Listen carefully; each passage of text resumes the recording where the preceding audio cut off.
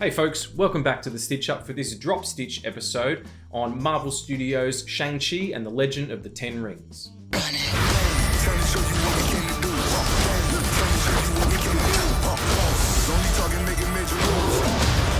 My name is Shang-Chi. Man, what a remarkably original picture for Marvel. Switching genres again, this is more of a fairy tale. I think it's the closest Marvel would ever get to making a Studio Ghibli film, even though we're talking about two completely different cultures. It's stunningly shot by Bill Pope, who was the cinematographer on the Matrix pictures, and I think the first two Spider-Mans, the Tobey Maguire Spider-Manses.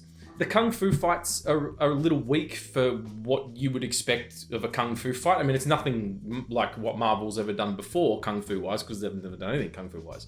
For Kung Fu enthusiasts, you'll be able to appreciate the pedigree and at least the style and the art of it. I think the more important thing about it is that it will probably lead people who dig it to go and find stuff that's in the proper Kung Fu genre, whatever that happens to be.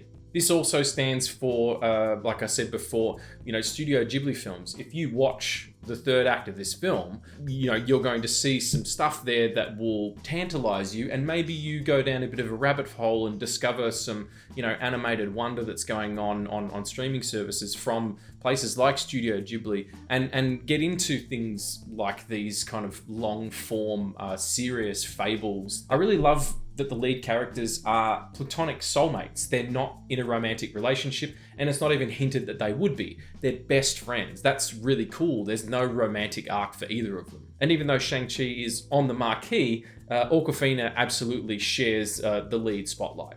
Spoilers here for the third act. The double dragon fight, two dragons fighting, not the video game from the 80s, is awesome, and it looks wicked, and I swear to God, if you'd have told me that I was going to see a double dragon, like two dragons fight at the end of this film, the whole third act, really. If you were going to tell me that all of a sudden this movie was going to completely switch gears and go into a fantasy land where there's, horses with scales and shit and dragon fights and all that stuff, I would have thought you were putting me on.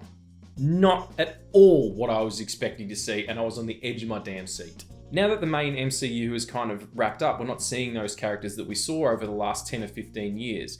It's affording Marvel the opportunity to tell new and more interesting stories that can be more inclusive, and that's only going to be a good thing. I think this is a really great film. I enjoyed it a lot, and it's about more than just the most versatile jewelry in the universe.